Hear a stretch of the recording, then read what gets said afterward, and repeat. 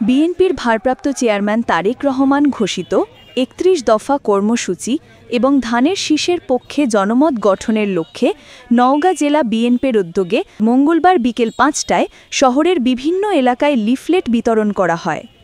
নওগাঁ থেকে সুবীর দাসের প্রতিবেদনে দেখুন বিস্তারিত। কর্মসূচি নেতৃত্ব দেন নওগাঁ জেলা বিএনপির সভাপতি আবু বক্কর সিদ্দিক নান্নু।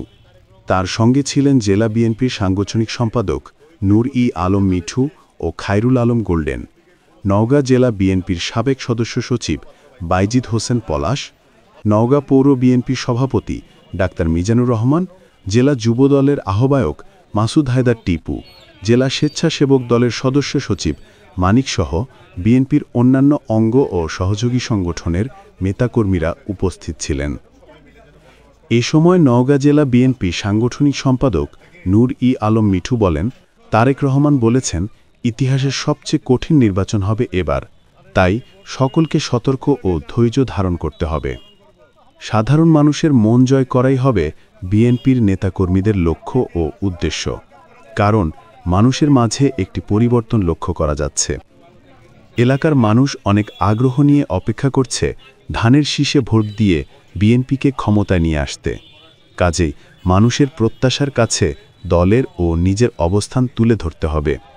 আশা করছি দল যোগ্য ব্যক্তিকে মনোনয়ন দিবেন, তাই আপনারা বেগম খালেদা জিয়া ও তারেক রহমানের জন্য দোয়া করবেন।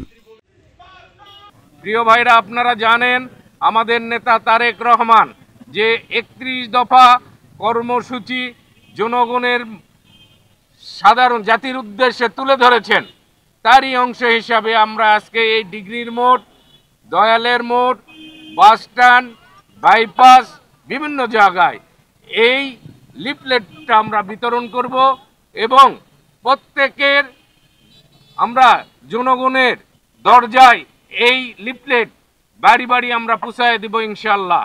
আপনারা সবাই এখানে এই প্রোগ্রামে স্বতঃস্ফূর্তভাবে অংশগ্রহণ করেছেন এবং এই প্রোগ্রামকে আপনারা সফল করেছেন। এই জন্য জেলা বিএনপির পক্ষ থেকে আপনাদের আন্তরিক ধন্যবাদ জানাচ্ছি, মোবারকবাদ জানাচ্ছি। প্রিয় ভাইরা, আমরা সুন্দরভাবে যাতে সাধারণ মানুষের কোনো কষ্ট না হয় সেদিকে লক্ষ্য রেখে আমরা এই লিফলেট বিতরণ করব।